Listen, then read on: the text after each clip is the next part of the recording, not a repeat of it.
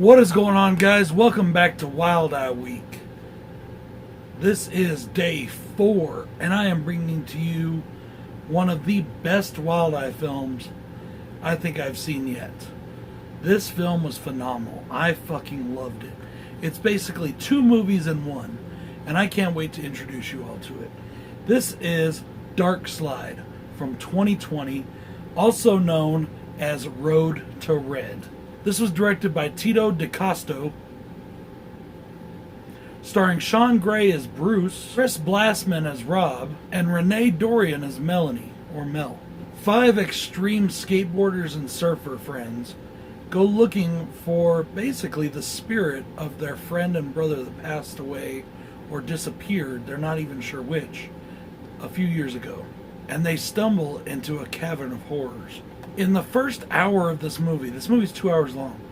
In the first hour, you get this incredible story of this group of friends who are basically trying to capture the spirit of their friend that died, and also find themselves again and find redemption for the lives and the love that they have lost. And it's just an amazing fucking story, and I love how well it's done, and I love how well it's shot. In the second half, you get this incredibly creepy and atmospheric horror film. Now, I'm not going to give any spoilers, but I am going to say there is a point in this movie, right around the hour mark, where you could have cut this movie right then and there, and it would have been a perfect movie. There are kind of gathered around at this, on the shore of this lake, and they're burning a surfboard that belonged to their friend Bruce's younger brother Paul, who disappeared years ago under mysterious circumstances.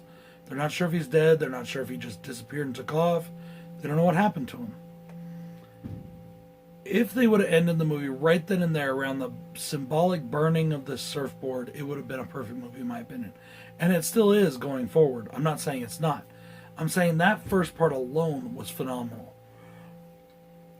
It's kind of like how in Full Metal Jacket, right when Gomer Pyle shoots himself, and Basic's over, they could have ended the movie right there. Even though the rest of the movie is still phenomenal, they could have ended the movie right there and it would have been a great movie, you know what I mean? Now take this with a grain of salt. This movie had a $3 million budget. I say take it with a grain of salt because the only, confirmation I have on that is IMDb, and they're not always right.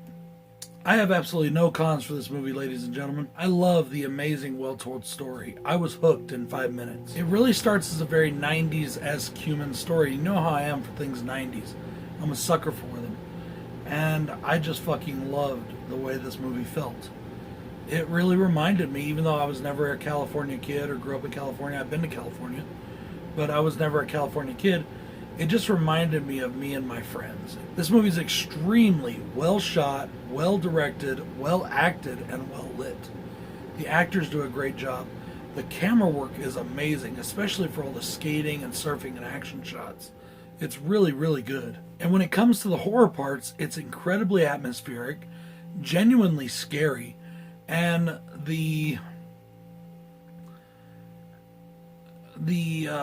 environment provides a lot of the horror. They filmed it down in a cave, down in a mine, and they actually did film it down there, and that helped a lot with how atmospheric and scary this movie got. Now there is let's just say an evil. I don't want to say what it is. I don't want to give this movie away too much. There is an evil down there, and that is a generic term because I don't want to give away exactly what it is.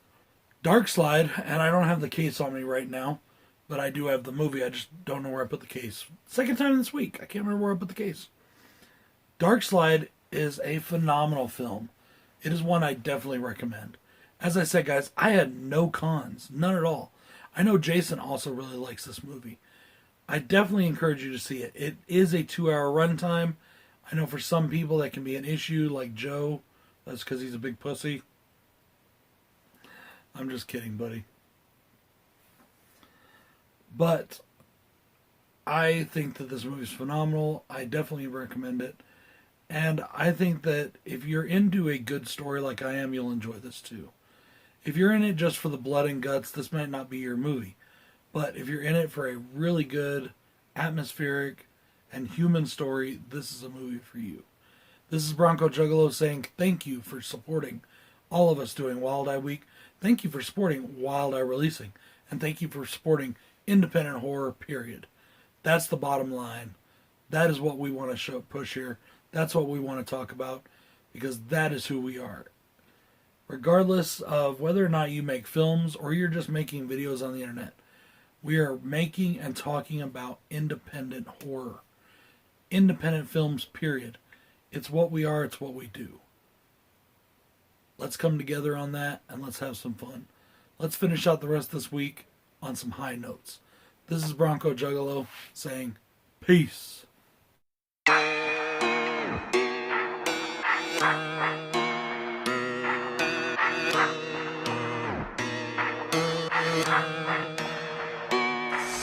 Somebody should have told you I'm the wrong one. All fun and games until you see me with the shotgun. Homie, I'm the wrong one, the wrong one, wrong one.